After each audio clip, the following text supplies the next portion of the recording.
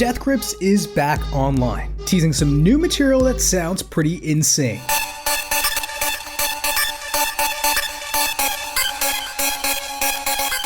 But the real insanity surrounding the experimental hip-hop outfit happened exactly 10 years ago. In one calendar year, Death Grips would sign to a major label, release an iconic record, and then cancel their highly anticipated tour. They would blow through their album advance at a luxury hotel, where they would leak their second album of the year without their label's permission. An album which also happened to feature an erect penis on its front cover.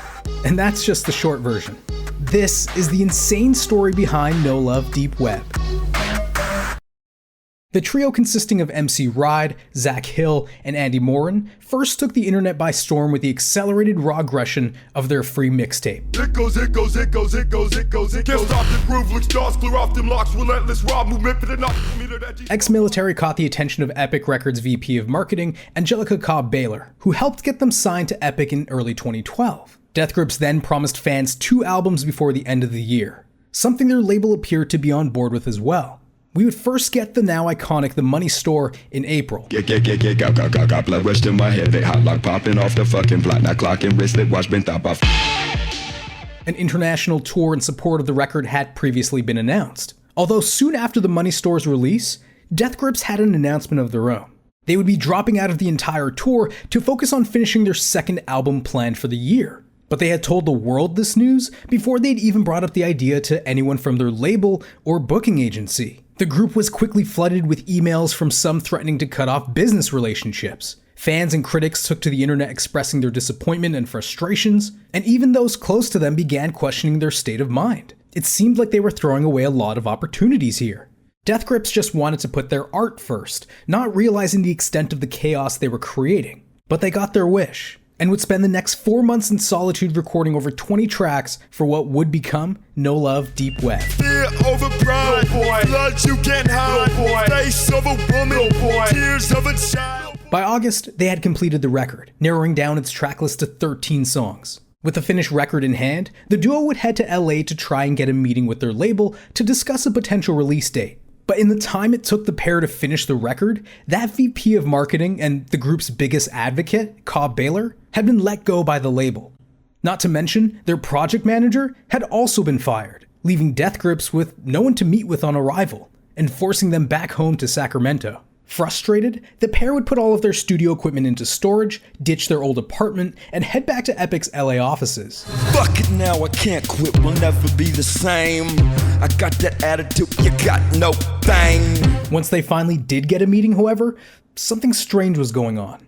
It took place in Cobb-Baylor's stripped-out office. No one was interested in listening to this new record, and there was no talk about a potential release date. Since they blew off their tour, and with their whole team now missing, who knew if there would be a release date at all? It was becoming increasingly apparent that Death Grips were no longer a priority, and they felt like the label was using psychological warfare against them. But not wanting to disappoint fans again, Death Grips decided to stay in LA and find a way to gain back control over Epic. I got some shit to say, just for the fuck of it. Them things, don't even ask. Taking notes from Magic the Gathering, yes, the card game, the group began talking about a control deck strategy, and the idea of using your opponent's powers against them. After spotting the Chateau Marmont while walking down Sunset Boulevard, something clicked.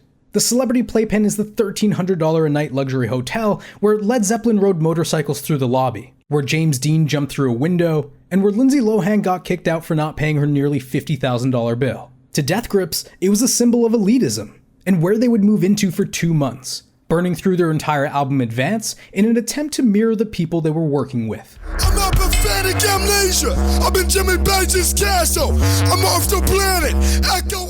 But while trying to get into the history of that place, they began making a bit of their own. The hotel is where they rehearsed for their tour, took photographs on the edges of balconies, and captured the album's infamous cover. The album's title written across Zach Hill's erect penis. Did I stutter? It was the band's take on contemporary art, and their idea of embracing homosexuality.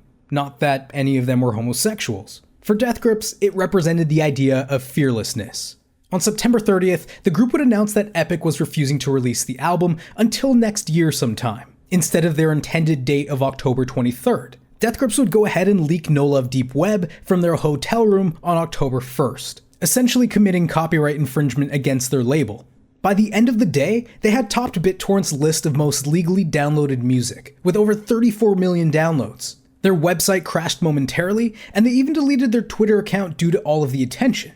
But the insanity continues. Many began thinking this was all just a publicity stunt. So on October 31st, Death Grips posted confidential emails they received from Epic about their copyright infringement onto Facebook.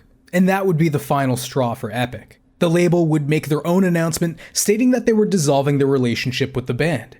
Being released from the label was exactly what Death Grips wanted when they released those emails. Being a brand new act at a major label, I could see why the group would feel like they weren't a priority. But labels are typically putting their money on the line to craft album rollouts that maximize profit and press. That involves months of planning and a few more months to promote the album. Death Grips were more of the mindset of releasing music as it was happening.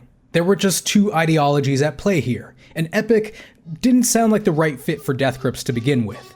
The group would go on to say, "We aren't anti-record label. We're just anti-dinosaur.